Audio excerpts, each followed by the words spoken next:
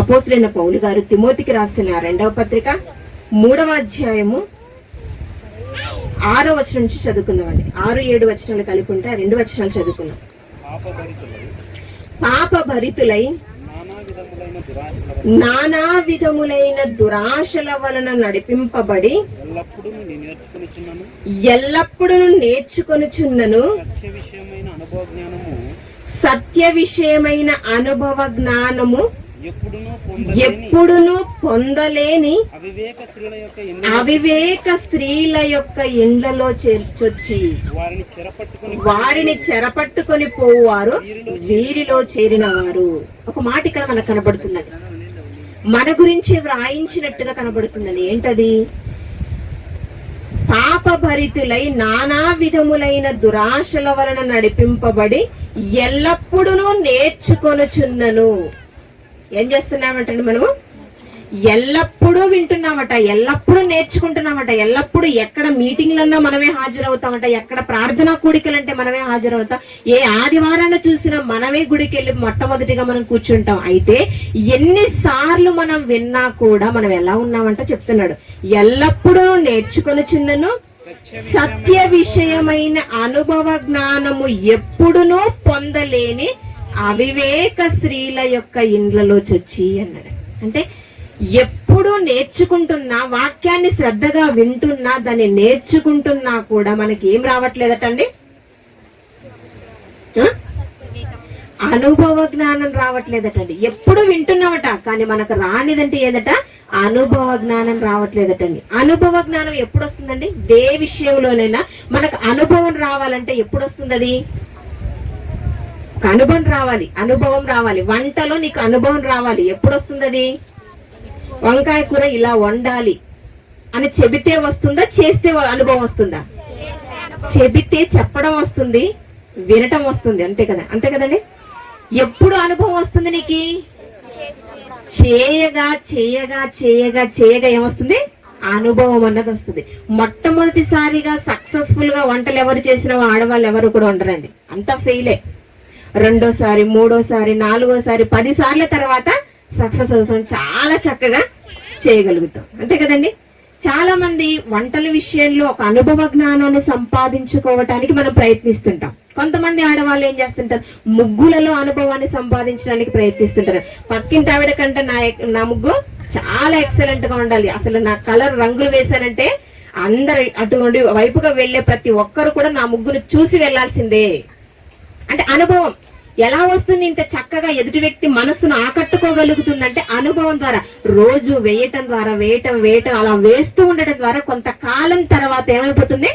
అనుభవం అన్నది వచ్చేస్తుంది. కొంతమంది ఆడవాళ్ళు ఏం చేస్తారు? అల్లికలు అల్లుతుంటారు. చీర పైన అల్లికలు వేస్తుంటారు, కుట్లు వేస్తుంటారు, కొన్ని అద్దాలు డిజైన్స్ వేస్తూ ఉంటారు. దీంట్లో కూడా అనుభవాన్ని సంపాదించుకోవాలంటే ఏం చేయాలి?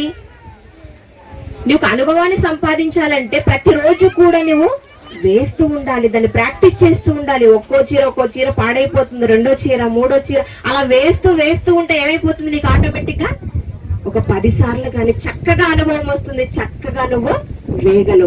ఆ చీర చూసినటువంటి ప్రతి ఒక్కరు చక్కగా నిన్ను అప్రిషియేట్ చేస్తారు, నిన్ను పొగడుతారు. నేను కూడా ఇస్తాను, నాకు కూడా వేసివ్వు అంట. అంటే ఒక అనుభవాన్ని మనం సంపాదించుకోవాలంటే ఏం చేయాలి? ఆ పనిని మనము చేయాలి. అలా చేస్తేనే తప్ప మనకు అనుభవం రాదు. కానీ మనం వాక్యం వింటున్న వాక్య విషయంలో కూడా, సత్య విషయంలో కూడా దేవుడు ఏం కోరుకుంటున్నాడు? అనుభవ జ్ఞానం రావాలి అంటున్నాడు.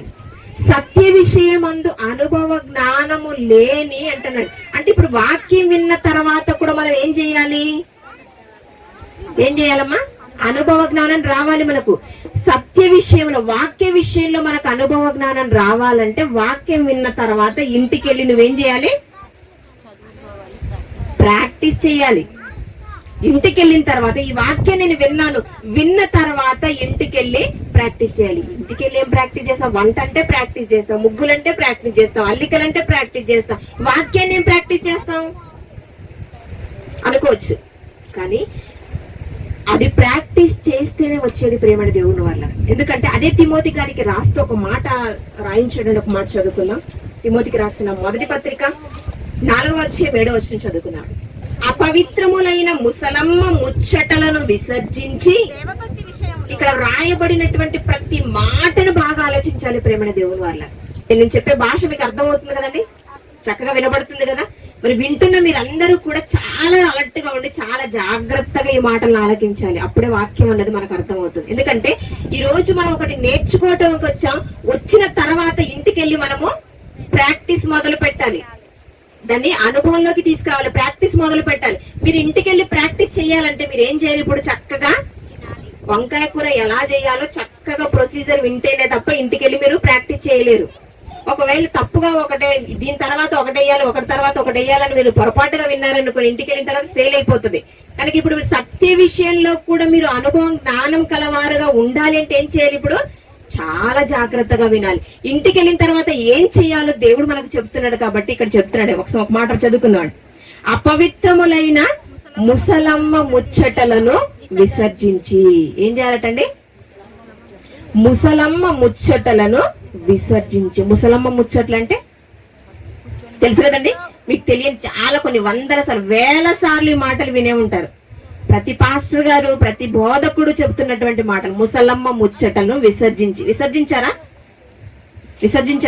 విసర్జిస్తే అనుభవ జ్ఞానంలోకి మీరు వెళ్ళినట్టు, అనుభవాన్ని పొందుకున్నట్టు. కానీ విసర్జించలేదంటే ఇంకా మీరు ప్రాక్టీస్ చేయనట్టు, ఇంకా అనుభవంలోకి మీకు అది రానట్టు. అయితే ముందుగా దేవుడు ఏం చేయమంటున్నాడు? ముసలమ్మ ముచ్చటలను విసర్జించి దేవభక్తి విషయములో నీకు నీవే సాధకము చేసుకొనుము. ఏం చేయమంటున్నాడంటే దేవుడు? దైవభక్తి విషయములో నీకు నీవే సాధకము అంటే సాధన చెయ్యి, ప్రాక్టీస్ చెయ్యి అంటున్నాడు దేవుడు. అంటే ప్రాక్టీస్ చేయకపోతే వచ్చేది కదా. సత్య విషయమైన అనుభవ జ్ఞానము నీకు రావాలి అంటే, వాక్యం అన్నది నీకు పూర్తిగా అర్థమైందని ఎప్పుడు అనుకోవాలంటే నువ్వు దాన్ని బాగా ప్రాక్టీస్ చేయాలి. ఎప్పుడైతే నువ్వు అనుభవాన్ని పొందుకుంటావో, అనుభవ జ్ఞానం నీకు వస్తుందో అప్పుడే వాక్యం నీకు వచ్చినట్టు ప్రేమని దేవుని వాళ్ళు. కానీ ఈ రోజు ఏం చేస్తున్నారంటే ఆడవాళ్ళందరూ కూడా కేవలం వినటం మాత్రమే మా డ్యూటీ అనుకుంటున్నారే తప్ప, విన్న తర్వాత ఆ వాక్యం అన్నది మన అనుభవంలోకి రావాలి అని అనుకునేవారు చాలా మంది కరువైపోయారు ప్రేమని దేవుని వాళ్ళు. అబద్ధం ఆడకూడదు అన్న ప్రసంగాలు మనం ఎన్నిసార్లు వినటం చెప్పండి? ఎన్నోసార్లు మన జీవితంలో పుట్టినప్పటి నుంచి ఇప్పటికి విన్న ప్రసంగాల్లో దాదాపుగా 70-80% మెసేజ్లన్నా కూడా ఈ మాటలు మనం వింటుంటాం. దేవుడు అబద్ధం ఆడకూడదని ఒక ఆజ్ఞను దేవుడు మనకిచ్చాడు. అబద్ధం ఆడకూడదు. మరి దీన్ని ప్రాక్టీస్ చేశారా? ఏమైనా ప్రాక్టీస్? అబద్ధం ఆడటం ప్రాక్టీస్ చేశారా? అబద్ధం ఆడకుండా ఉండటానికి ప్రాక్టీస్ చేశారా? ఆడకుండా ఉండటానికి ప్రాక్టీస్ చేశారా? చేసిన వాళ్ళైతే చాలా గ్రేట్, ఓకే, బాగున్నారు. కానీ వాక్యం అనుభవంలోకి మనకి ఎప్పుడు వస్తుందంటే అబద్ధం ఆడకూడదు అని విన్న తర్వాత, ఇక్కడ వాక్యం విన్న తర్వాత ఇంటికి వెళ్ళి ఎక్కడ అబద్ధం ఆడవలసి వచ్చినా కూడా వెంటనే మనకి ఏం గుర్తు రావాలి? దేవుడు అబద్ధం ఆడకూడదు అన్నాడు కాబట్టి నా నోటిని నేను కాచుకోవాలి. ఈ టైంలో నేను నిజమే చెప్పాలి, అది ఏమైనా పర్వాలేదు. ఇదిగో దేవుడు నన్ను కాపాడుతాడు కాబట్టి ఇప్పుడు నేను సత్యమే చెప్పాలి, నిజమే చెప్పాలి. ఇది ప్రాక్టీస్ అంటే. అంటే ఆ ఒక మాట, మనం దేవుని మాటను విన్న తర్వాత దాన్ని ఆచరణలో ఎప్పుడైతే పెడతామో దాన్నే అనుభవ జ్ఞానము అంటారండి. కానీ మన గురించి దేవుడిచ్చిన సర్టిఫికెట్ ఏంటో తెలుసా? ఎల్లప్పుడూ నేర్చుకొనుచున్నను, వినుచున్నను, నేర్చుకొనుచున్నను, సత్య విషయమైన అనుభవ జ్ఞానము లేని స్త్రీలు అన్నాడండి. నిజంగా సిగ్గుతో తలదించుకోవాల్సినటువంటి మాట అండి ఇది. నిజంగా దేవుడు మన గురించి ఎన్నో గొప్ప గొప్ప మాటలు, ఎంతో గొప్ప గొప్ప స్త్రీలను గురించి రాయించినటువంటి దేవుడు మన గురించి రాస్తూ ఏమన్నాడంటే వినుచున్నను, నేర్చుకొనుచున్నను, అనుభవ జ్ఞానము పొందలేని అవివేక స్త్రీలు అన్నాడంటే నిజంగా ఆ లిస్ట్ లో మనం ఎప్పుడు కూడా ఉండకూడదు. ఆ లిస్ట్ లో నుంచి మనం వేరుపరచబడాలి. అలా ఉన్నప్పుడే దేవుని దృష్టిలో మనము మెప్పు పొందేవారిగా మనం ఉంటాం ప్రేమణ దేవుని వాళ్ళ. ఆ లిస్ట్ లో మనం ఎప్పుడైతే ఉండకుండగా ఇదిగో వేరే లిస్ట్ లో మనం ఎప్పుడైతే ఉంటామో అప్పుడే దేవుడు మనని మెచ్చుకుంటాడు. అయితే దేవుడు మెచ్చుకోవాలంటే ఏం చెయ్యాలి? అలా చేసినటువంటి స్త్రీలు ఎవరైనా ఉన్నారా? వాళ్ళు ఎలా చేస్తే దేవుడు వారిని మెచ్చుకున్నాడో కొన్ని సంగతులను మనం ఆలోచించగలిగినట్లయితే మనకందరికీ తెలిసినటువంటి ఒక స్త్రీ మీ గురించి మీకు తెలుసని మీరు చాలా సార్లు వినే ఉంటారు. ఆవిడ గురించి మనం ఈరోజు నేర్చుకుందాం. ఆవిడ ఎవరంటే రూతు గారండి. తెలుసు కదా రూతు గారు. మీకు రూతు గ్రంథం ఒకటి ఉంటుంది. ఆవిడ గురించి మీరు ఎన్నో సార్లు కూడా మీరు వినే ఉంటారు. అయితే ఆవిడ ఏం చేసిందో, ఎలా తన జీవితాన్ని కట్టుకుందో, దేవుడు ఎలా ఆవిడను మెచ్చుకున్నాడో ఒకసారి మనం ఆలోచించగలిగినట్లయితే రూతు గ్రంథం 1వ అధ్యాయం 4వ వచనం నుంచి చదువుకుందామండి. వారు మోయాబు స్త్రీలను పెళ్లి చేసుకునిది. వారిలో ఒకదాని పేరు ఓర్పా, రెండవ దాని పేరు రూతు. వారు ఇంచుమించు 10 సంవత్సరములు అక్కడ నివసించిన తర్వాత మహ్లోను కిల్యోను ఇద్దరును చనిపోయిరి. కాగా ఆ స్త్రీ తాను కనిన ఆ 2 కుమారులను తన పెనిమిటిను లేనిదాయను. ఇక్కడ ఒక స్త్రీ మనకు కనబడుతుందండి. ఆవిడ పేరు నయోమి. ఆ నయోమి గారికి 2 కుమారులు ఉన్నారట.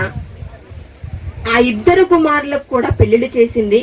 అందులో ఒక కోడలి పేరు ఓర్ప, మరొక దాని పేరు రూతు అన్నాడండి. అంటే 2 కోడళ్ళు ఉన్నారు, ఒకరు ఓర్ప, రూతు. వీరిద్దరిని కూడా కోడళ్ళుగా చేసుకున్న తర్వాత ఒక 10 సంవత్సరాల తర్వాత ఈ కొడుకులు 2 కూడా చనిపోయారటండి. భర్త చనిపోయాడు, కొడుకులు 2 కూడా చనిపోయారు. అలా చనిపోయిన తర్వాత తన కోడళ్లతో అత్త ఒక మాట చెప్తుందండి. ఇంత మాట చదువుకుందాం. 7వ వచనం. అప్పుడు ఆమె ఉన్న స్థలము నుండి ఆమెతో కూడా ఆమె 2 కోడళ్లను బయలుదేరి యూదా దేశమునకు తిరిగిపోవలనని మార్గమున వెళ్ళుచుండగా నయోమి తన 2 కోడళ్లను చూచి, మీరు మీ తల్లుల ఇండ్లకు తిరిగి వెళ్ళుడి. చనిపోయిన వారి ఎడలను నా ఎడలను మీరు దయచూపినట్లు యెహోవా మీ ఎడల దయచూపునుగాక. ఇక్కడ ఒక 2 స్త్రీలు కోడళ్ళు మనకు కనబడుతున్నారండి. అత్తగారి పేరు నయోమి. అయితే 10 సంవత్సరాల పాటు కాపురం చేసిన తర్వాత భర్తలను కోల్పోయినటువంటి ఆ 2 కోడళ్ళతో ఆ నయోమి అంటున్నటువంటి మాటలు ఏంటంటే, మీరు మా ఎడల ఎలాగో దయచూపారో అలాగే దేవుడు కూడా మీ ఎడల దయచూపునుగాక. అయితే మీరు ఇప్పుడు మరలా మీ తల్లిదండ్రుల ఇంటికి మీరు వెళ్ళిపోయి మీరు చక్కగా మరలా పెళ్లిళ్ళు చేసుకొని మీరు చక్కగా ఉండండి అనేది చెబితే, అప్పుడు వారు కోడళ్ళు 2 కూడా ఏమన్నారంటే, అత్తను విడిచి వెళ్ళలేకపోతున్నారటండి. ఇక్కడ ఉన్న వాళ్ళు ఎవరైనా మీ అత్తని విడిచి ఉండలేనండి అనే వాళ్ళు ఎవరైనా ఉన్నారండి? మా తల్లిని విడిచిపెట్టి నేను ఉండలేనండి అని నెలకో 2 నెలలకు ఒకసారి వెళ్ళి చూసొచ్చి ఆడవాళ్ళని చూస్తుంటాం. కానీ అత్తని విడిచి అత్త లేకుంటేనే బాగుండును, అత్త ఎక్కడన్నా ఊరికి వెళ్తే హ్యాపీగా చక్కగా చేసుకొని చక్కగా తినే ఆడవాళ్ళు ఉన్నారండి. అంటే వీరిద్దరి మధ్య రిలేషన్ అనేది సరిగా లేదు. అత్త ఒక కోడళ్ళు ఎలా ఉండాలని దేవుడు మనకు నేర్పుతున్నాడంటే, ఒక తల్లి కూతురు ఎలా ఉండాలో ఒక అత్త ఒక కోడలు కూడా అలాగే ఉండాలని బైబిల్ నేర్పిస్తుందని. కానీ బైబిల్ నేర్చుకుంటాను, బైబిల్ వింటున్నాం, ఎల్లప్పుడూ వినుచున్నను నేర్చుకొనుచున్నను ఏం చేస్తున్నామంట, సత్య విషయమైన అనుభవ జ్ఞానము లేని స్త్రీలు అంటున్నారు. నిజంగా ఎన్నిసార్లు ఈ నయోమి గురించి వినుంటాం, ఎన్నిసార్లు ఈ ఓర్పా రూతు గురించి మనం వినుంటాం చెప్పండి. విన్నా కూడా మరలా మన అత్తను ఒక నయోమిలా ఫీల్ అయిపోయి నేను నా అత్త చాలా అన్యోన్యంగా ఉండాలి, నేను నా కోడలితో అన్యోన్యంగా ఉండాలి, మేమిద్దరం కూడా ఒక తల్లి కూతురులా కలిసిమెలిసి ఉండాలని అని అనుకునే అత్తలెందరూ, అలా అనుకునే కోడళ్ళెందరూ చెప్పండి? అనుభవ జ్ఞానము లేని స్త్రీలు. అంటే వింటున్నాం, ఎల్లప్పుడూ వినుచున్నను మనలో మార్పు రావట్లేదు. ప్రేమణ దేవుని వారిలో వాక్యం విన్న తర్వాత మనం అనుభవంలోకి మనం తీసుకురాకపోతే, ఆ వాక్యాన్ని మనం అప్లై చేసుకోకపోతే, వాక్యాన్ని మనం పాటించకపోతే విని కూడా వ్యర్థమే ప్రేమణ దేవుని వారిలో. కానీ రూతు నయోమి ఏం చేస్తున్నారంటే, ఒకరిని విడిచి ఒకరు ఉండలేని పరిస్థితి నుండి. అందుకే వెంటనే నయోమి చెప్పగానే అక్కడ రూత్ అంటున్నటువంటి మాటలు మనం ఒకసారి ఆలోచించినట్లయితే చూడండి, 15వ వచనం చదువుకుందాం. ఆమె, ఇదిగో నీ తోడి కోడలు తన జనుల యొద్దకును తన దేవుని యొద్దకును తిరిగిపోయినదే, నీవును నీ తోడి కోడలి వెంబడి వెళ్ళుమనెను. వెళ్ళమ్మా అని చెప్పగానే నిజంగా ఓర్పా గారు కూడా చాలా ప్రేమించిందండి అత్తనే. కానీ వెళ్ళు అని చెప్పగానే ఏమైపోయింది, అన్నిటినీ విడిచిపెట్టింది, దేవుణ్ణి విడిచిపెట్టింది, అత్తని విడిచిపెట్టింది. చెప్పింది అత్తే కదా అనుకుంది, కానీ వెళ్ళిపోయింది. కానీ ఆ దాని తర్వాత నిజంగా అంతకాలం విన్న ఆ మాటలను అనుభవంలోకి తీసుకొని రాలేకపోయింది ప్రేమని దేవుని వాళ్ళ. అత్తగారు నేర్పించినటువంటి ప్రతి మాటను విన్నది. దేవుని యొక్క ప్రేమ ఏంటో, దేవుడు ఇశ్రాయేళ్ల పట్ల చూపినటువంటి కృప ఎంత గొప్పదో, ఇశ్రాయేళ్ల పట్ల దేవుడు చూపించినటువంటి అద్భుత కార్యాలు ఎంత గొప్పవో వాటన్నింటినీ కూడా నయోమి ద్వారా విన్నటువంటి వీరు ఆ మాటల మీద నిలబడలేకపోయిందండి ఓర్పా. కానీ రూతు గారు రూతు గారు అత్తని విడిచిపెట్టి ఉండలేకపోయింది, ఆమె చెప్పినటువంటి దేవుణ్ణి విడిచిపెట్టి ఉండలేకపోయింది. ప్రేమని దేవుని వల్ల నా అత్తగారు చెప్పినటువంటి దేవుని నేను విడిచిపెట్టి ఉండలేను అనుకొని ఒక మాట చెప్తుందని, వెళ్ళు అనగానే అత్తతో ఒక మాట చెప్తుంది రూతు గారు.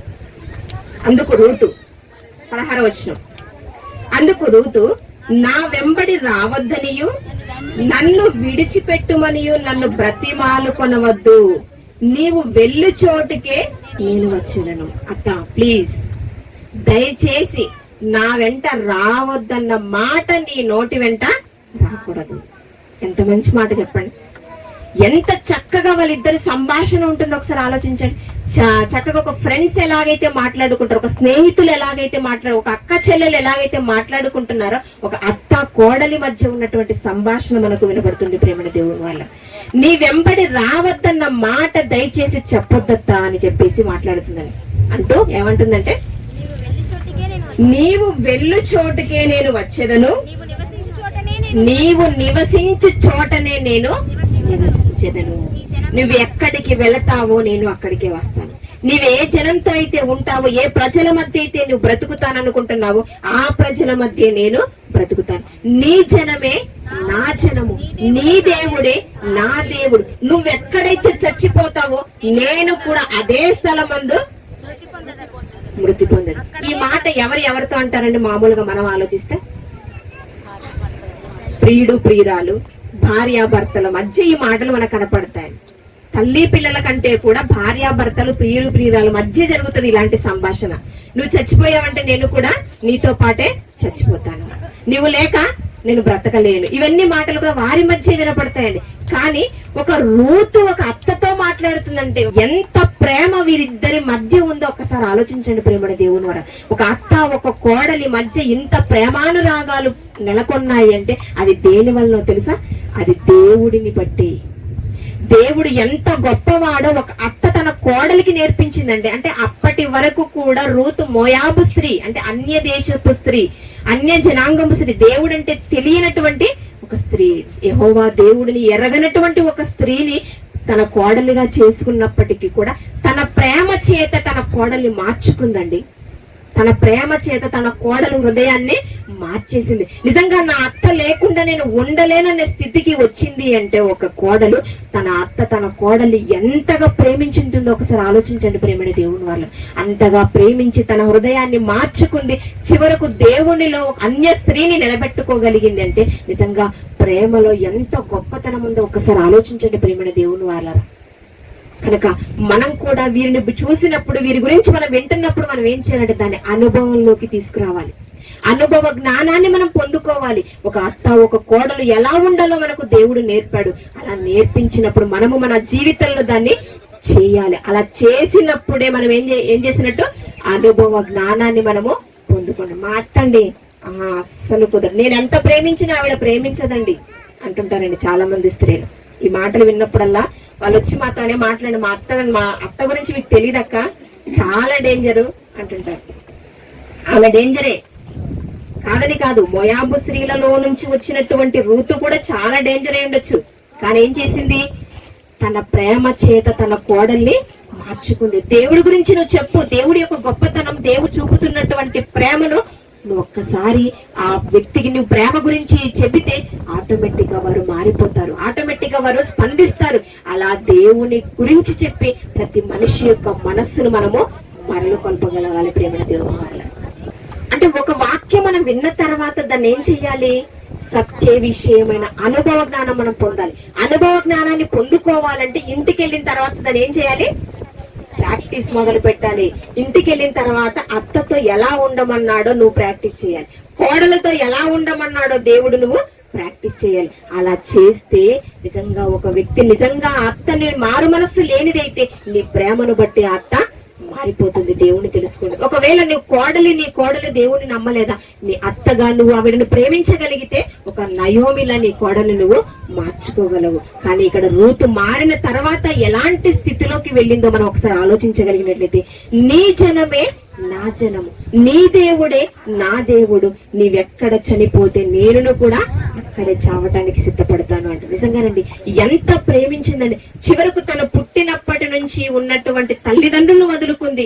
ఎవరిని బట్టి అంటే ఇదిగో దేవుని ప్రేమను బట్టి, అత్త చూపినటువంటి దేవుని ప్రేమను బట్టి తన ఇంటి వారిని వదులుకుంది, తన కన్న వారిని వదులుకుంది, తన బంధువుల్ని వదులుకుంది. చివరకు చిన్ననాటి నుంచి తను కొలిచినటువంటి దేవుళ్ళు అనబడి వారిని సైతం కూడా వదిలేసుకొని, నా అత్త దేవుడే, నా అత్త స్వీకరించినటువంటి దేవుణ్ణి నేను కూడా స్వీకరిస్తాను అని చెప్పేసి చివరకు వదిలేసి వచ్చిందంటే నిజంగా ఒక రూతు ఎంతగా దేవుని నమ్మిందో, దేవుని పట్ల విశ్వాసాన్ని పెంచుకుందో ఒకసారి ఆలోచించండి ప్రేమణ దేవుని వాళ్ళు. అంటే నువ్వు దేవునిలోకి వచ్చిన తర్వాత దాన్ని ఏం చేయాలి? అనుభవంలోకి తీసుకోవాలి.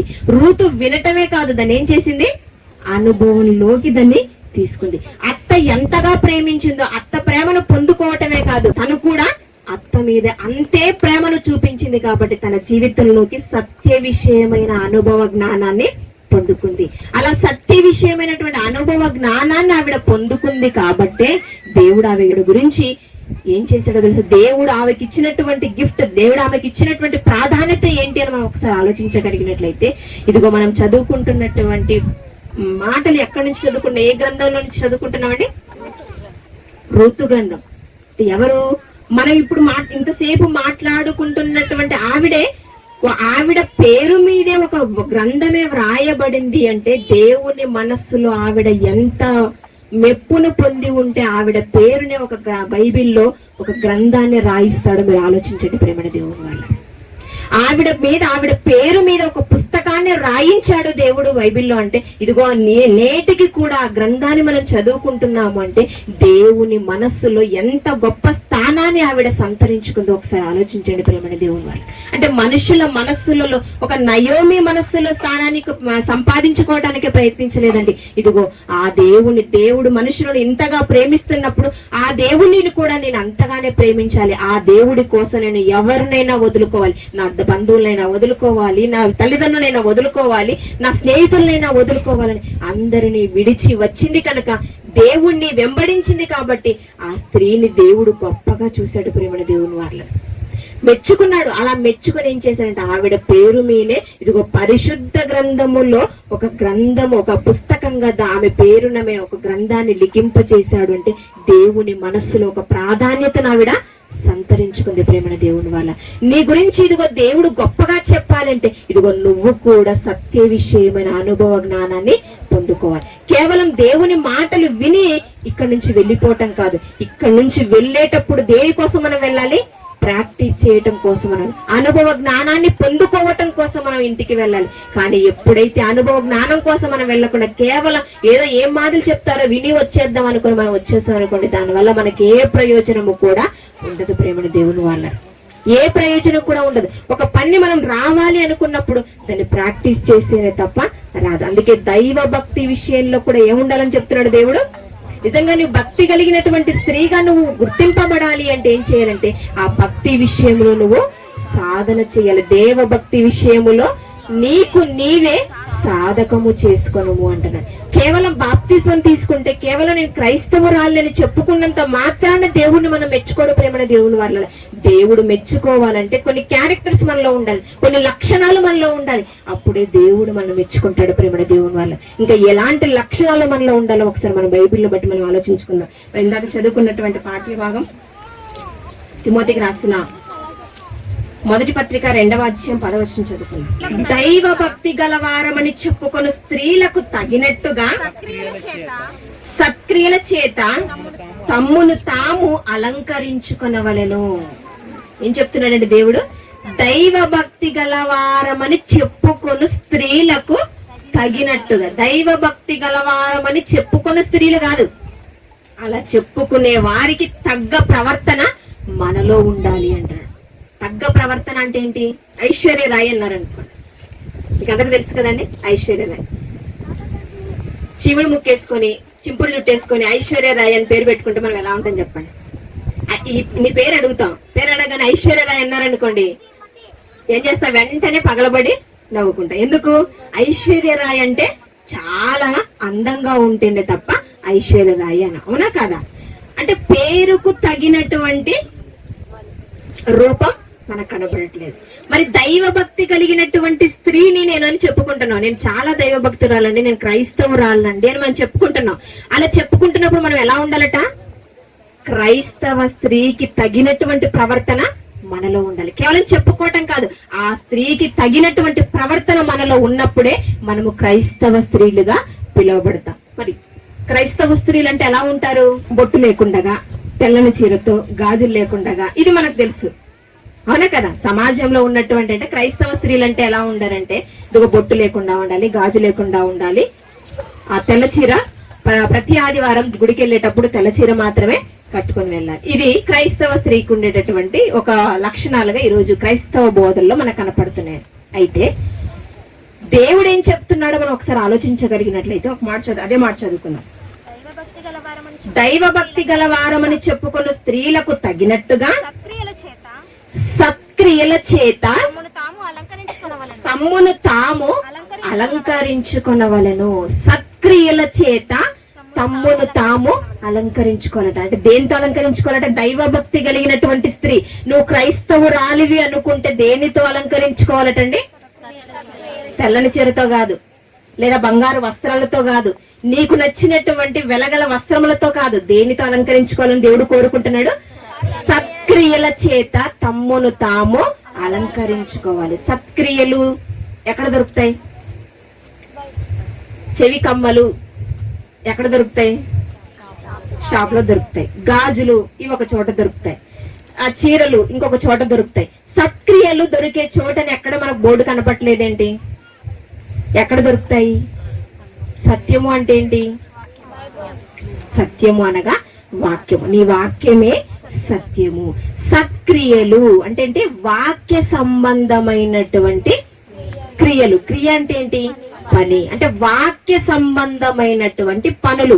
ఏంటి వాక్య సంబంధమైనటువంటి పనులు?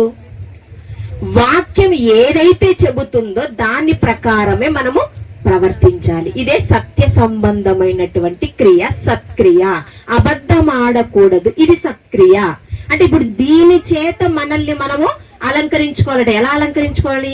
అబద్ధం ఆడకూడదు అనే దానితో మనం అలంకరించుకోవాలంటే ఎలా? ఒక బోర్డు వేసుకొని మెడలో చైన్ లాకెట్ లాగా వేసుకోవడం కాదు, అది కాదండి. అలంకరించుకోవటం అంటే అది కాదు. ఎలా అలంకరించుకోవాలి? మనము నీతి కలిగినటువంటి వారముగా, మన నోరు తెరిస్తే సత్యమే మాట్లాడేవారుగా, అబద్ధం చెప్పని వారిగా, ఎదుటి వ్యక్తి గురించి చెడు మాటలు మాటలాడని వారముగా మనం ఉండాలి. అప్పుడే సత్క్రియల చేత మనల్ని మనము అలంకరించుకున్న వారమవుతాం. ఎదుటి వ్యక్తిని అలా అక్కడ దూరంగా చూడగానే మనలో లోపల కడుపు మంట వేసిపోతుంది అనుకోండి, మన కడుపులో మంటగా ఉందనుకోండి, అప్పుడు ఏమైపోయినట్టు?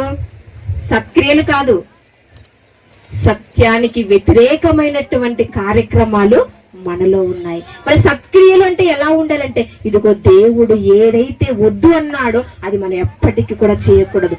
ఏదైతే దేవుడు చేయమంటున్నాడో అది ఖచ్చితంగా మనము చేసుకుంటూ వెళ్ళిపోవాలి. అప్పుడే సత్క్రియల చేత మనల్ని మనము అలంకరించుకున్న వారం అవుతాం. ముసలమ్మ ముచ్చటలను విసర్జించి అన్నాడు.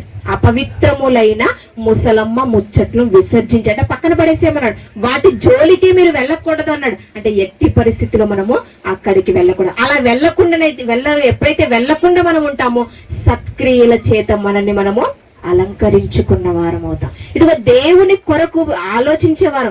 దేవుడు ఎలాగైతే ఉండమన్నాడో అలాగే ఎప్పుడైతే మనం ఉండటానికి ప్రయత్నిస్తుంటామో అప్పుడే సత్క్రియల చేత మనల్ని మనము అలంకరించుకున్న వారం అవుతాము.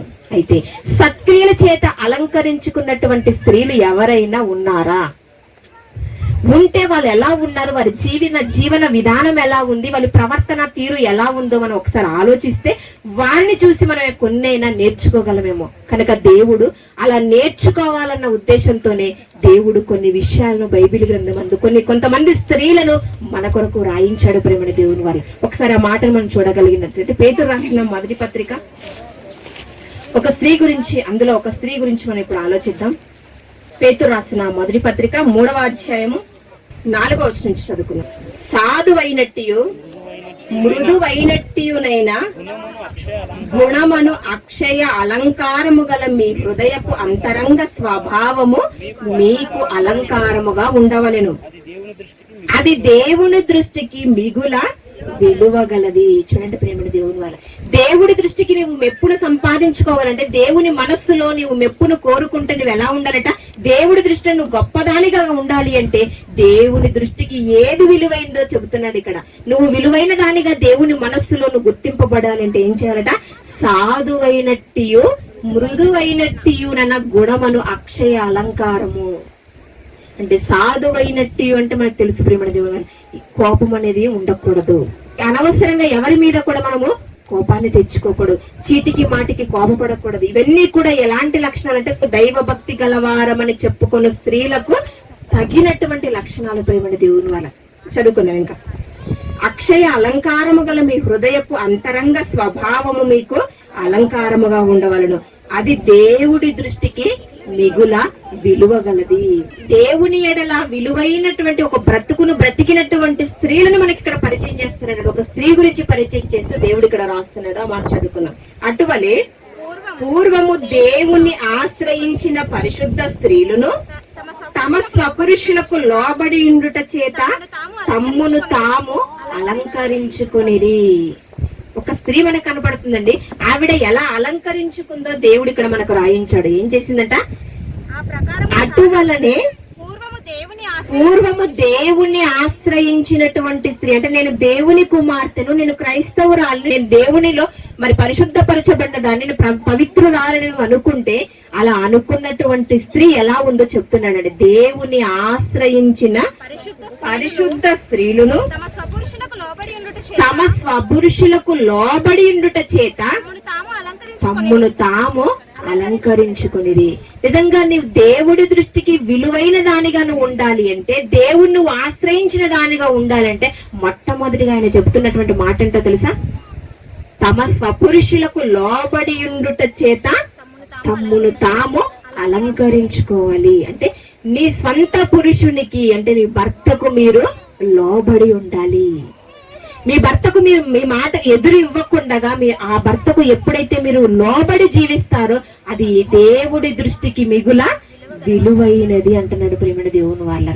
నిజంగా నీ భర్తకు లోబడితే ఎక్కడు నేను నా భర్త ముందు లోకువైపోతానేమో అనుకుంటున్నారేమో, కానీ నీ భర్తకు నువ్వు లోబడటం వల్ల దేవుని దృష్టిలో నువ్వు విలువను పెంచుకుంటున్నావు అని ఎంతమంది స్త్రీలు ఆలోచిస్తున్నారు చెప్పండి. ఒకప్పుడంటే నిజంగా అందరూ లోబడి, చాలా వరకు లోబడే బ్రతికేవారండి స్త్రీలందరూ కూడా. ఇప్పుడు ఈక్వల్ వచ్చేసినంత, చదువుల్లో ఈక్వల్, ఉద్యోగంలో ఈక్వల్, అన్నిటిలో ఈక్వల్ అయిపోయారు. నీకు నాకు ఏంటి పెద్ద తేడా, నేనెందుకు నీకు లోబడాలి అనే స్థితికి వచ్చేసారు ప్రేమడి దేవుని వాళ్ళు. కానీ ఇది చాలా తప్పండి. ఇది దేవుని దృష్టికి చాలా తప్పు. ఏది దేవుడి దృష్టికి విలువైనదంటే నీ భర్తకు నువ్వు లోబడి ఉండాలి. ఆ భర్తకు నువ్వు లోబడి ఉండుట చేత ఏం చేశారంటే, ఒకనాటి స్త్రీ శారా గారి గురించి చెప్తే ఏమంటున్నాడు, ఆమె లోబడి ఉండుట చేత తన్ను తాను అలంకరించుకున్నది. అంటే నువ్వు నీ భర్తకు నువ్వు లోబడి ఉండుటను బట్టి దేవుడి దృష్టికి నేను ఎలా కనబడతావు తెలుసా, చాలా అందంగా కనబడుతాడు. దేవుడి దృష్టికి నువ్వు విలువైన దానిగా కనపడతావు, నువ్వు గొప్పదానిగా కనపడతావు అని దేవుడు చెప్తున్నాడు ప్రేమడి దేవుడు. మరి శారా గారు భర్తకు లోబడిందా? శారా గారు భర్తకు లోబడిందా అండి? ఎలా లోబడింది?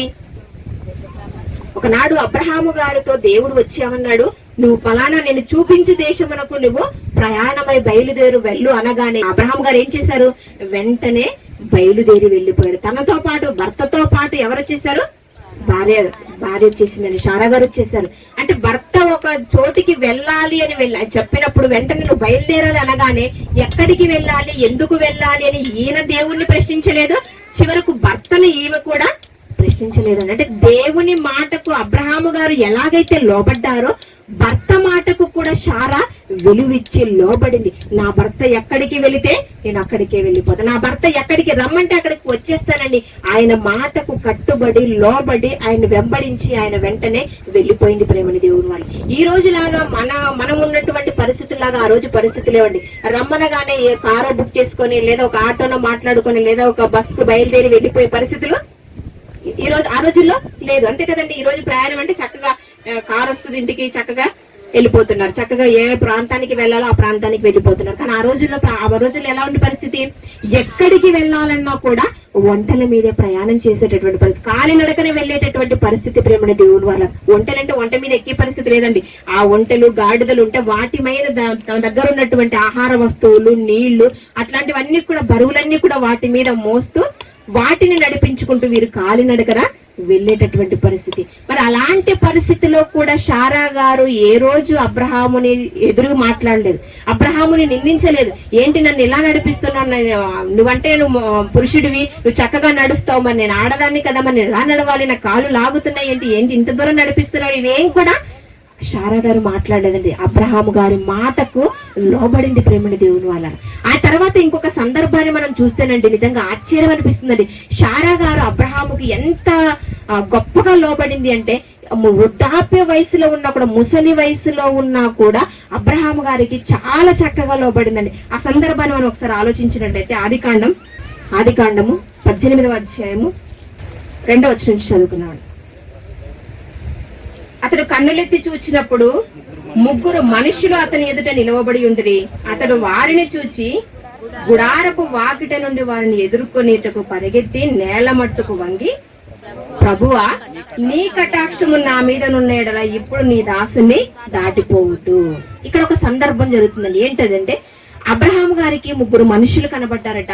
ఆ మనుషుల దగ్గరకు పరిగెత్తుకొని వెళ్ళిపోయి ఏం చేస్తారు, ఎండలో ఇలాంటి ఎండ వేళనే వాళ్ళు ప్రయాణం చేస్తున్నారు, మధ్యాహ్నపు వేళ. అలా ప్రయాణం చేస్తున్నటువంటి వారిని చూసి అబ్రహాం గారు వారి దగ్గరకు పరిగెత్తుకొని పోయి, అయ్యలారా, మరి ఇంత ఎండలో మీరు ప్రయాణం చేస్తున్నారు కదా, ఎండవేళ ప్రయాణం చేస్తున్నారు కదా, అయితే కొద్దిసేపు ఇదిగో నా ఇంట్లో వచ్చేసి, నా ఇంటి వాకిట వచ్చి కాసేపు రెస్ట్ తీసుకోండి, కొన్ని మంచినీళ్ళు మీకు ఇస్తాను, కొన్ని నీళ్ళు ఇస్తాను, త్రాగి కాసేపు రెస్ట్ తీసుకొని వెళ్ళండి అని చెప్పేసి వాళ్ళని తీసుకొని ఇంటికి వచ్చాడండి. అలా ఇంటికి తీసుకొచ్చినటువంటి అబ్రహాము ఏం చేశాడంటే, ఇంట్లోకి వీళ్ళు ఒక మాట చెప్తున్నాడండి భార్యతో. 5వ వచనం చదువుకున్నాం. కొంచెం ఆహారము తెచ్చేదను, మీ ప్రాణములను బలపరుచుకున్నది, తర్వాత మీరు వెళ్ళవచ్చును. ముందు నీళ్ళు ఇస్తానన్నాడు, కాసేపు రెస్ట్ తీసుకోనన్నాడు, తర్వాత వచ్చేసి ఏమంటున్నాడు, ఇంకొంచెం భోజనం కూడా పెడతానండి, ఆ భోజనం తిన్న తర్వాత కొంచెం సేపు మీరు రెస్ట్ తీసుకొని మీరు వెళ్ళొచ్చు అని చెప్పేసి ఆ 3 మనుషులతో అబ్రహాం గారు మాట్లాడారు. మాట్లాడిన తర్వాత లోపలికి వెళ్ళాడు. వెళ్ళి అబ్రహాము 6వ వచనం, అబ్రహాము గుడారములోనున్న శారా యొద్దకు త్వరగా వెళ్ళి, నీవు త్వరపడి 3 మానికల మెత్తని పిండి తెచ్చి పిసికి రొట్టెలు చేయమని చెప్పెను. ఇప్పుడు వీళ్ళిద్దరూ కూడా, అబ్రహాము గారు కానీ శారా గారు కానీ ఉన్నటువంటి వయసు ఏంటో తెలుసా?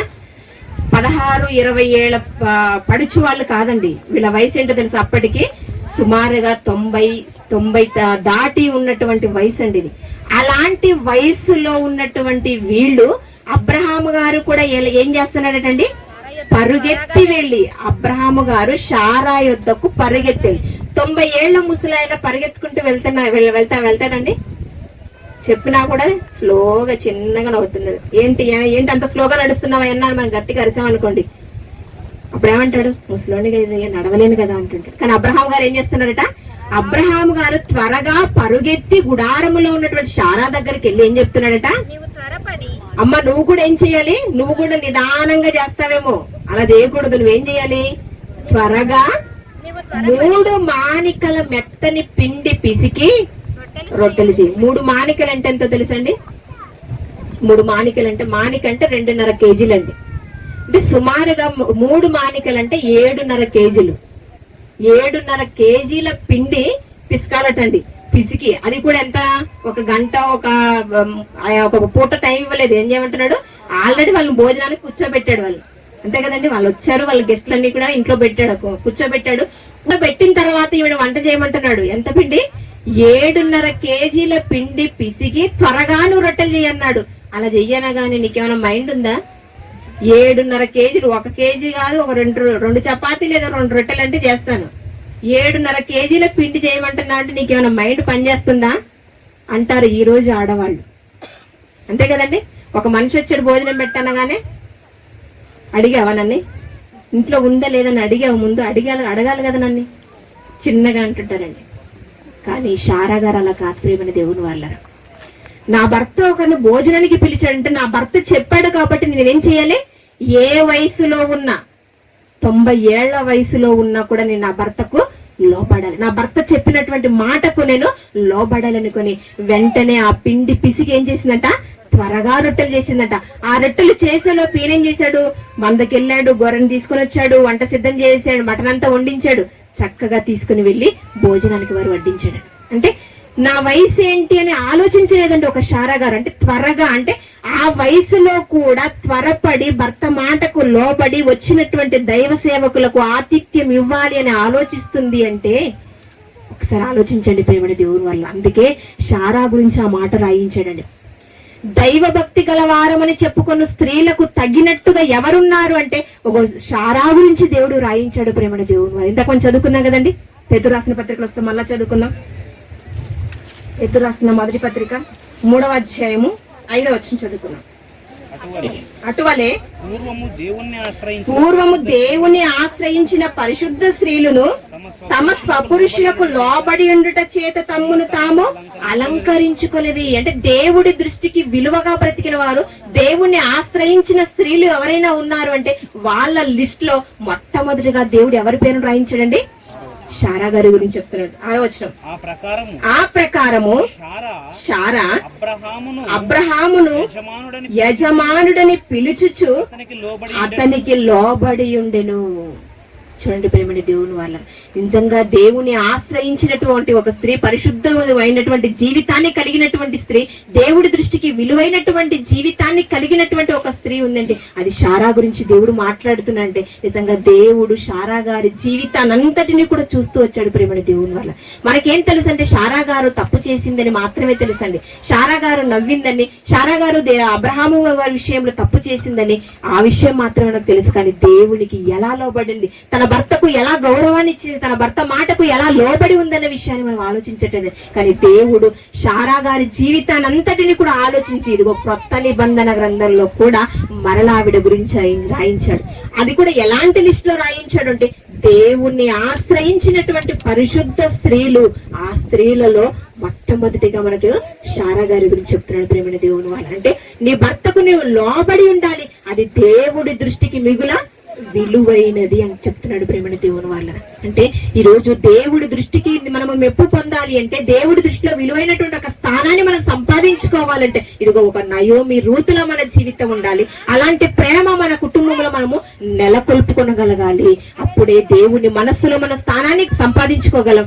దేవుడు మన గురించి గొప్పగా చెప్తాడు. ఇదిగో మరొక శారా గురించి మనం ఆలోచించినట్లయితే ఆవిడ తన భర్తకు ఎలా లోబడి ఉంది, అలా లోబడి ఉండట చేత తన్ను తాను అలంకరించుకుందంట, దేవుని మనస్సు గెలుచుకుంది. ఇదిగో అందుకే మరలా క్రొత్త నిబంధన గ్రంథంలో మరలా ఆమె గురించి మరలా రాయించాడండి. నిజంగా ఆలోచించండి ప్రేమని దేవుని వల్ల. దేవుడి దృష్టిలో నువ్వు మెప్పును సంపాదించుకున్నావంటే, దేవుని మనసులో ఒక స్థానాన్ని సంపాదించుకుంటే దేవుడు అన్నిటికీ కూడా నిన్ను మరిచిపోడు ప్రేమని దేవుని వల్ల. ఇదిగో ఇన్ని సంవత్సరాల తర్వాత, ఇన్ని వేల సంవత్సరాల తర్వాత ఇదిగో ఆ రోజు శారా గారు చేసినటువంటి క్రియను ఈ రోజు మనం మాట్లాడుకొని అబ్బా శారా గారు ఎంత గొప్పగా ఉన్నారు కదండి అని మనలో ఒకంత ఆనందం వేస్తుంది కదా. అలా ఆనందం వేయడానికి గల కారణం ఏంటో తెలుసా, ఆవిడ జీవితం అండి. ఆవిడ జీవితంలో దేవుని మెప్పించింది కాబట్టి, దేవుని మనస్సును గెలుచుకుంది కాబట్టి ఇదిగో ఆ దేవుడు మరలా ఆవిడ గురించి రాయించాడు కాబట్టి ఈ రోజు మనం ఇంకా చదువుకోగలుగుతున్నాం. ఆవిడను ఒక మార్గదర్శకంగా మనం తీసుకోవాలన్న ఆలోచనతో దేవుడు ఇవన్నీ కూడా రాయించాడు ప్రేమని దేవుని వాళ్ళ. కనుక ఆలోచించాలి. కేవలం వాక్యాన్ని వినటమే కాదండి, ఆ వాక్యాన్ని మనం అనుభవంలోకి తీసుకువెళ్ళాలి. ఒక రూతు ఎలా ఉంది, ఒక నయోమి ఎలా బ్రతికింది, ఒక శారా ఎలా బ్రతికింది, ఇవన్నీ కూడా వీరి గురించి వినటం కాదండి. శారా గారు చాలా గొప్పగా బ్రతికారని అనగడం కాదండి, ఆ శారా ఎలా బ్రతికారో నేను కూడా అలా బ్రతకాలి. ఆ శారా ఎలా దేవుడికి లోబడిందో, భర్తకు ఎలా లోబడిందో నేను కూడా అలా లోబడాలి అనే అనుభవంలోకి మన వాక్యాన్ని తీసుకొని రావాలి. అప్పుడే దేవుడి దృష్టికి మనము దేవుడు మెచ్చిన ఇల్లాలుగా మనము మారగలం ప్రేమని దేవుని వాళ్ళ. మరొక విషయాన్ని మనం ఒక ఆలోచిద్దామండి. ఇంకొక స్త్రీ గురించి మనం చూసుకొని ముగించుకుందాం. రాజులు 2వ గ్రంథం 4వ అధ్యాయము, రాజులు 2వ గ్రంథం 4వ అధ్యాయము 8వ వచనం నుంచి చదువుకుందామండి. ఒక దినమందు ఎలీషా షూనేము పట్టణమునకు పోగా అచ్చట గనురాలైన ఒక స్త్రీ భోజనమునకు రమ్మని అతని బలవంతము చేసిన గనక అతడు ఆ మార్గమున వచ్చినప్పుడెల్లా ఆమె ఇంట భోజనము చేయించు వచ్చెను. ఇక్కడ ఒక స్త్రీని పరిచయం చేస్తున్నాడండి దేవుడు. ఈవిడ పేరేంటండి? తప్పు. ఈవిడ పేరేంటి చెప్పాలి. ఈవిడ పేరే లేదండి. ఈవిడ పేరు రాయబడలేదు. షూనేమియురాలు అంటే ఆవిడ ఉన్న ఊరది, ఘనురాలు అంటే ఆమె క్యారెక్టర్ అది, ఆమె ప్రవర్తన ఒక ఘనమైనదిగా ఉంది. దేవుడే ఆవిడ గురించి పరిచయం చేస్తూ ఆమె పేరు రాయడానికి ఇష్టపడలేదు కానీ ఆమె క్యారెక్టర్ రాయడానికి ఇష్టపడ్డాడండి దేవుడు. అందుకే ఆమె క్యారెక్టర్ రాయించాడు. ఏమంటున్నాడు? ఘనురాలైన ఒక స్త్రీ అని పరిచయం చేశాడు. చెప్పానండి, దేవుని మనస్సులో ఎంత గొప్ప స్థానాన్ని ఈవిడ సంపాదించుకుందో ఒకసారి ఆలోచించండి ప్రేమని దేవుని వారు. అందుకే ఘనురాలైన ఒక స్త్రీ అని ప్రారంభించాడు. అలా ప్రారంభించి ఆవిడ చేసినటువంటి కార్యక్రమాన్ని అంతా కూడా చెప్పాడండి. ఏం చేసింది ఈవిడ చేసినటువంటి కార్యక్రమం ఏంటంటే, మీరు ఎప్పుడైనా విన్నారు ఈవిడ గురించి? వినలేదా? వినకపోతే మొత్తం క్లియర్ గా చెప్తాను, విన్నామంటే షార్ట్ గా చెప్తాను. వినలేదా? వినని వారే ఎక్కువ ఉన్నారు. అయితే ఒకసారి చదువుకున్నాం. భోజనమునకు రమ్మని అతని బలవంతము చేసిన గనక అతడు ఆ మార్గమున వచ్చినప్పుడెల్లా ఆమె ఇంట భోజనము చేయించి వచ్చింది. ఇక్కడ ఎలీషా అని ఒక ప్రవక్త ఉంటాడండి. ఎలీషా అని ఒక ప్రవక్త. ఆ ప్రవక్త ఈ షూనేము పట్టణానికి అప్పుడప్పుడు దేవుని మాటలు ప్రకటిస్తూ వెళ్ళేవాడు. అలా వెళ్ళినప్పుడెల్లా దేవుని మాటలు ప్రకటించటానికి ఎలీషా ప్రవక్త ఆ గ్రామానికి వెళ్ళినప్పుడల్లా కూడా ఈవిడ ఏం చేసేదో తెలుసా? మీలా వచ్చి వాక్యాన్ని వినటానికి వచ్చి విని వెళ్ళిపోయేది కాదండి. బాధపడొద్దండి. ఒకవేళ నేను ఇలా చెప్తున్నాను, మీరేం బాధపడొద్దండి. ఎందుకంటే ఆవిడ గురించి మొత్తం విన్న తర్వాత మనకు అదేమని నేను అనకపోయినా మీకే అర్థం అవుతుంది. నాలా లేదు గనురాలు, అందుకే ఆవిడ గనురాలైంది అనుకుంటారు. మనలా వచ్చి విని వెళ్ళిపోకుండా ఏం చేసిందో తెలుసా? వచ్చి కూర్చొని దేవుని మాటలు, ఎలీషా చెప్పినటువంటి ప్రతి మాటను వినేది. విన్న తర్వాత ఇంటికి వెళ్ళేటప్పుడు తనతో పాటు ఎలీషా గారిని తీసుకొని వెళ్ళిపోయేదట. ఎందుకో తెలుసా? ప్రతిరోజు, అయ్యా మీరు మాకు ఈ రోజు ఆత్మీయ ఆహారం పెట్టారు కదా, మాకు ఇంత మంచి దేవుని మాటలు మాకు వినిపించారు కదా, అయితే మీరు మా ఇంట్లో భోజనానికి రావాలి, భోజనం చేయాలి, మా ఇంట్లో మీరు భోజనం చేయాలని బలవంతం చేసేదటండి. మీరు ఎప్పుడేం చేశారండి? మీ ఊరికి పాస్టర్ గారు వచ్చారనుకోండి, అయ్యగారు మీరు మా ఇంట్లోనే భోజనం చేయాలని బలవంతం చేశారండి ఎవరినైనా? మన లిస్ట్ లో ఒకసారి ఓపెన్ చేసుకోండి మీరు, మన చరిత్రలో. కానీ ఎలీషా గారిని ఒక ఘనురాలైనటువంటి ఒక స్త్రీ ఏం చేస్తున్నాడండి? భోజనమునకు రమ్మని అతన్ని బలవంతము చేసిన గనక వదిలిపెట్టలేదటండి. అసలు ఇంకా మీరు వచ్చి భోజనం చేస్తే తప్ప ఇంటికి వెళ్ళననే పరిస్థితిలో ఉందట గనురాలు. అనక ఇప్పుడు ఈ పరిస్థితిలో నేను ఇంటికి వెళ్ళక తప్పదనుకుని ఆయన కూడా ఏం చేస్తున్నాడు? ప్రతిసారి ఆ గ్రామానికి వచ్చినప్పుడల్లా, ఆ పట్టణానికి వచ్చినప్పుడల్లా ఆవిడ ఇంటికి వెళ్ళి భోజనం చేస్తుండేవాడు అండి.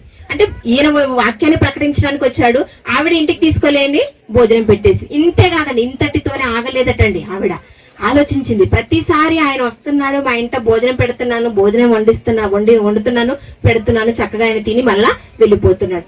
ఇంతేనా, ఇంతకంటే ఇంకేం చేయలేను ఆయన కోసం అని ఆలోచించిందండి. నేను ఒక దైవ సేవకుని కోసం ఇంతేనా, ఇంతకంటే నేను ఇంకేమి చేయలేనా అని ఆలోచించిందండి. బాగా ఆలోచించి ఏదో ఒకటి చెయ్యాలి నేను అని ఆలోచించింది. ఏంటి? ఆయన ప్రతిసారి ఇంటికి వచ్చి ఉన్నప్పుడెల్లా కూడా ఆయన వాక్యాన్ని, ధర్మశాస్త్రాన్ని చదువుకోవటం ఆయనకు అలవాటేమోనండి. అందుకే ఆవిడ ఆలోచించి, ఎలీషా గురించి ఆలోచించి ఏం చేసింది తెలుసా? వెంటనే ఒక ఆలోచనకు వచ్చిందండి. ఒక కార్యం ఈయన కోసం నేను చెయ్యాలి అనుకోండి, భర్త దగ్గరికి వెళ్ళింది, మాట్లాడిందండి. భర్తతో చెప్పింది. ఏమని చెప్పింది ఒకసారి చూద్దామండి. 9వ వచనం, రాజులు 2వ గ్రంథం 4వ అధ్యాయం 9వ వచనం. కాగా ఆమె తన పెనిమిటిని చూచి, మన యొద్దకు వస్తున్నాడు, అప్పుడప్పుడు భోజనం పెడుతున్నాము, అప్పుడప్పుడు వస్తున్నాడు, అప్పుడప్పుడు భోజనం పెడుతున్నాము, తింటున్నాడు, వెళ్ళిపోతున్నాడు కదా, మీరు చూస్తున్నారు కదా.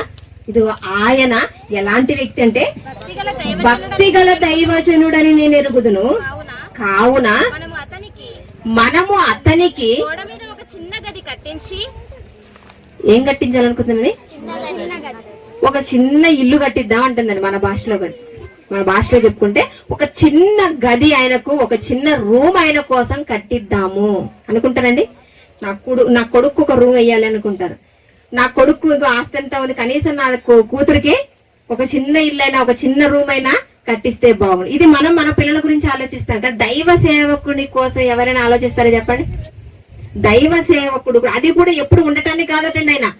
ఆయన సువార్త ప్రకటనలో భాగంగా షూనేము పట్టణానికి ఎప్పుడైనా వచ్చినప్పుడు ఆయన ఉండటానికి, ఆ 1-2 రోజులు ఉండిపోవటానికి, లేదా వచ్చిన ఆ కాసేపు, ఆ 1-2 గంటల సేపు ఉండటానికి ఏం చేయాలనుకుందంట? వచ్చిన కాసేపు అయినా ఆయన ప్రశాంతంగా ఉండాలి.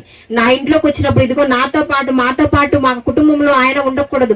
ఆయనకంటూ ఒక సపరేట్ గా స్పెషల్ గా ఒక రూమ్ ఉండాలి. దైవ గ్రంథాన్ని చదువుకోవడానికి ఒక బల్ల కావాలి, ఆయన పడుకోవడానికి ఒక మంచం కావాలి. ఇదిగో మరి బైబిల్ చదువుకునేటప్పుడు మరి లైట్ ఉండాలి కదా, అందుకు ఒక దీపస్తంభాన్ని. ఎంత ఆలోచించండి, ఒక గనురాలు. చదువుకుందాం అన్నమాట.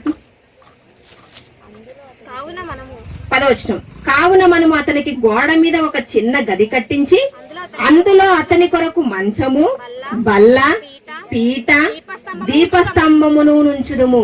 అతడు మన యొద్దకు వచ్చినప్పుడెల్లా అందులో బస చేయవచ్చునని చెప్పెను. చూడండి ప్రేమణ దేవుని వాళ్ళ, ఒక షూనేము ప్రాంతములో ఉన్నటువంటి ఈ స్త్రీ దేవుని మాటలు అప్పుడప్పుడు వినుచును, ఎల్లప్పుడూ వింటున్నటువంటి స్త్రీ కాదండి. మన గురించి మొట్టమొదటి ప్రారంభంలోనే చెప్పుకున్నాం కదండి, మనము ఎల్లప్పుడూ వినుచున్నను సత్య విషయమైన అనుభవం జ్ఞానం లేని స్త్రీలు, అవివేక స్త్రీలు. కానీ ఆవిడ అప్పుడప్పుడు ఎలీషా గారు వచ్చినప్పుడు మాత్రమే దేవుని మాటలు వినేటటువంటి ఆ స్త్రీ నిజంగా దైవ సేవకుడి కోసం నేను ఏదో ఒక కార్యం చేయాలి, ఏదో ఒక కార్యం తప్పనిసరిగా చేయాలి. ఇంత మంచి మాటలు మాకు వినిపిస్తున్నటువంటి ఆయన హ్యాపీగా చల్లగా ఉండటానికి నేను ఒక గదిని ఏర్పాటు చేయాలి, ఒక రూమ్ ఏర్పాటు చేయాలి. ఆ రూమ్ లో ఆయన కోసం ఒక మంచము, ఒక కుర్చీ, ఒక టేబుల్, ఇవన్నీ కూడా ఒక లైటింగ్, ఒక ఫ్యాన్, ఇవన్నీ కూడా ఏర్పాటు చేయాలి అనుకుందటండి. నిజంగా ఎంత మంచి మనసు అండి ఆవిడ. చూడండి, అలా ఏర్పాటు చేయాలి అనుకోవటమే కాదండి, తన భర్త దగ్గరికి వెళ్ళింది, తన విషయాన్ని చెప్పుకుంది, చివరకు తన భర్త కూడా సరే అనేటట్టుగా తను ఒప్పించుకుంది. అంటే నిజంగా భర్త మనస్సును గెలుచుకుంది ప్రేమని దేవుని వాళ్ళు. అలాగే దేవుని మనస్సును కూడా గెలుచుకుంది. ఎందుకంటే దేవుని తరపున వచ్చినటువంటి ఒక సేవకుడికి ఆవిడ చేస్తుందంటే, గిన్నెడు చన్నీళ్లు నా పేరిట వచ్చేవానికి గిన్నెడు చన్నీళ్ళు ఇస్తేనే నేను మరిచిపోను, ఎప్పటికీ కూడా వారికి రావాల్సినటువంటి దీవెన వారికి దయచేస్తానన్నటువంటి దేవుడు ఆయన కోసం ఒక గది కట్టించి, మంచం ఏర్పాటు చేసి, ఒక టేబుల్ ఏర్పాటు చేసి, ఒక చైర్ ఏర్పాటు చేసి, ఒక లైటింగ్ ఏర్పాటు చేసిందంటే దేవుడు మర్చిపోతాడు చెప్పండి? మర్చిపోలేదండి. అందుకే ఆవిడ గురించి ఏం రాయించాడు? గనురాలైనటువంటి ఒక స్త్రీ అన్నాడు. చూడండి ప్రేమడి దేవుని వాళ్ళ, ఈరోజు దేవుని వాక్యాన్ని మనం వింటున్నాం. దేవుని వాక్యాన్ని విన్న తర్వాత ఆ వాక్యాన్ని మనం ఎంతవరకు అనుభవంలోకి తీసుకుంటున్నాం, ఎంతవరకు అనుభవ జ్ఞానాన్ని మనం పొందుకోవడానికి ప్రయత్నిస్తున్నాం, ఎంతవరకు ఆ వాక్య ప్రకారంగా మన బ్రతుకులే సరిదిద్దుకుంటున్నాం. ఒకసారి ఆలోచించండి ప్రేమడి దేవుని వాళ్ళ. ఈ గనురాలైనటువంటి స్త్రీ గురించి వింటున్నటువంటి మనము మన జీవితంలో ఇదిగో ఏం చేయాలి, దేవుడి కోసం నేను కూడా ఒక మంచి కార్యం చేయాలి, దేవుడి కోసం నేను ఒక గొప్ప కార్యం చేయాలి. ఇదిగోనండి ఇక్కడ ఉన్నటువంటి మరి సంఘంలో ఉన్నటువంటి అనేక మంది కలిసి ఒక గొప్ప ఆలోచన చేశారు. ఇదిగో మా ప్రాంతంలో, మా ఊర్లో ఉన్నటువంటి అనేక మందికి ఇదిగో దేవుని మాటలు వినిపించాలి అనుకున్నారు. కాబట్టి ఇదిగో వేల రూపాయల ఖర్చుతో, లక్షల రూపాయల ఖర్చుతో ఇదిగో మీటింగ్స్ చేయడానికి సిద్ధపడ్డారు. అంటే దేవుని కొరకు నువ్వు వాక్యం నేర్చుకున్న తర్వాత, వాక్యం తెలుసుకున్న తర్వాత దేవుని కొరకు ఒక మంచి కార్యం నువ్వు చేయాలి. వాక్యం విని ఇంటికి విడిచిపెట్టి వెళ్ళిపోవటం కాదండి, ఆ వాక్యం విన్న తర్వాత అనుభవంలోకి మనం తీసుకుని రావాలి. ప్రాక్టీస్ చేయడం మొదలు పెట్టాలి. ఇంటికి వెళ్ళిన తర్వాత ఇదిగో దేవుడు నన్ను ఏం చేయమన్నాడు, ఇదిగో వాక్యం ద్వారా ఈ రోజు నాకు ఏమని హెచ్చరిక చేశాడు, ఆ వాక్య ప్రకారంగా నేను ఎలా ఉండాలి అని ప్రతిరోజు కూడా మనం ఆలోచించాలి ప్రేమని దేవుని వాళ్ళు. వాక్యం విన్న రోజే కాదండి, వాక్యం వినని రోజు కూడా, ఆ వాక్యం వినేంత వరకు మరలా విన్నటువంటి వాక్యాన్ని మనం ప్రాక్టీస్ చేస్తూ ఉండాలి. అలా చేస్తూ ఉంటేనే అనుభవ జ్ఞానాన్ని మనము పొందుకుంటాం. నిజంగా దేవుని మనస్సును గెలుచుకుందండి ఒక స్త్రీ. ఎవరావిడ? గనురాలైనటువంటి ఒక స్త్రీ. అందుకే దేవుడు మెచ్చిన ఇల్లాలుగా ఒక గనురాలైనటువంటి ఒక స్త్రీ నిలబడింది. కనుక మనం ఆవిడ గురించి మనం నేర్చుకుంటున్నప్పుడు నిజంగా ఆ దేవుడు మెచ్చిన ఇల్లాలుగా ఈ రోజు మనము ఉండాలని కోరుకుంటే మనం ఎలా ఉండాలి? ఒక శారాగారిలా ఉండాలి, ఒక రూతులా ఉండాలి, ఒక నయోమిలా ఉండాలి, ఒక శారాగారిలా, ఒక గనురాలైనటువంటి ఒక స్త్రీగా మనం ఉండటానికి ప్రయత్నించాలి. వారి గురించి నేర్చుకున్నటువంటి ప్రతి విషయాన్ని కూడా, ప్రతి క్షణం కూడా మనం నెమరు వేస్తూ వెళ్ళిపోవాలి. ప్రతి విషయాన్ని మన జీవితంలో మనము అలవాటుగా దాన్ని చేసుకుంటూ వెళ్ళిపోవాలి. అబద్ధం ఆడకూడదు, ఎదుటి వ్యక్తిని, నీ పొరుగు వారిని ఏది కూడా నువ్వు ఆశింపకూడదు. ఇవన్నీ కూడా దేవుడు ఎన్నో ఆజ్ఞలు చెప్పారు. ముచ్చటను విసర్జించాలి, ఎదుటి వ్యక్తిని మీద నువ్వు కోపపడకూడదు, దూషింపకూడదు, చెడ్డ మాటలు ఎలా నువ్వు పడకూడదు, ఇవన్నీ చెప్పాడండి దేవుడు. ఇవన్నీ మాటలు మనం హెచ్చరికలుగా దైవ సేవకుల నోట నుంచి మనం వింటున్నప్పుడు ఇదిగో ఇంటికి వెళ్ళగానే మనం ఏ తప్పు కూడా చేయకుండా ఆ విన్న మాటల ప్రకారంగా మన బ్రతుకును ఒక్కొక్కటిగా సరి చేసుకుంటూ వెళ్ళిపోవాలి. అప్పుడే దేవుడు మెచ్చిన ఇల్లాలుగా మనము ఉండగలుగుతాం. కనుక ప్రేమని దేవుని వాళ్ళు ఈ మాటలు వింటున్నటువంటి మీరందరూ కూడా దేవుడు మెచ్చిన ఇల్లాలు ఎలాగైతే ఉన్నారో మనము కూడా అలాంటి లిస్ట్ లో ఉండాలంటే వారు నడిచినటువంటి త్రోవలో మనం ఎప్పుడైతే నడవటానికి సిద్ధపడతామో, వారు వెళ్ళినటువంటి మార్గంలో మనం కూడా వెళ్ళినట్లయితే దేవుని మనసులో ఒక స్థానాన్ని సంపాదించుకుంటాం.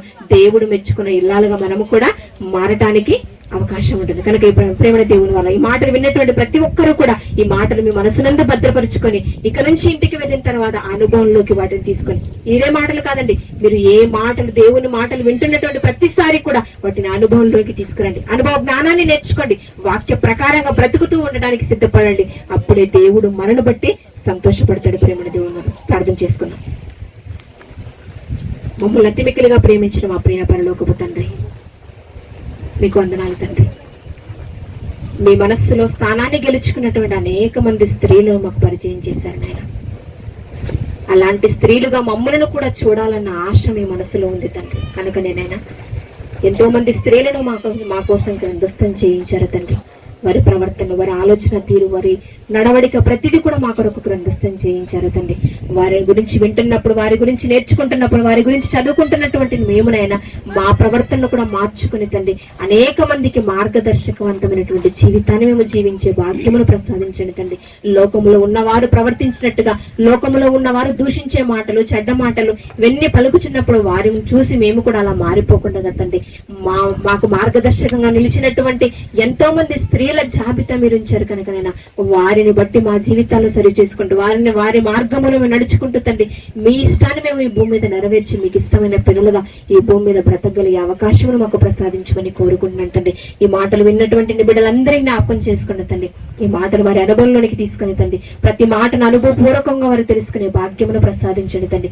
ప్రతి క్షణము తండ్రి మీ మాటలను నెమరు వేసుకుంటూ తండ్రి ఆ మాటల ప్రకారంగా మా జీవితాన్ని నిలబెట్టుకోగలిగే చక్కటి జ్ఞానమును మాకు అందరికీ ప్రసాదించమని కోరుకుంటూ నేను ఈ మీటింగ్స్ జరగడానికి మరి ఎందరైతే మరియు ప్రారంభకులుగా ఉంటున్నారో, ఎవరైతే కారకులుగా ఉంటున్నారో తండ్రి, ఎవరైతే నిర్వహించారో తండ్రి, మరి మనకు ఉండి నడిపిస్తున్నటువంటి ప్రతి ఒక్కరికి జ్ఞాపకం చేసుకున్న తండ్రి వారికి రావాల్సినటువంటి పరసంబంధమైన ప్రతి దీవెన దయచేయమని కోరుకుంటున్నాను తండ్రి.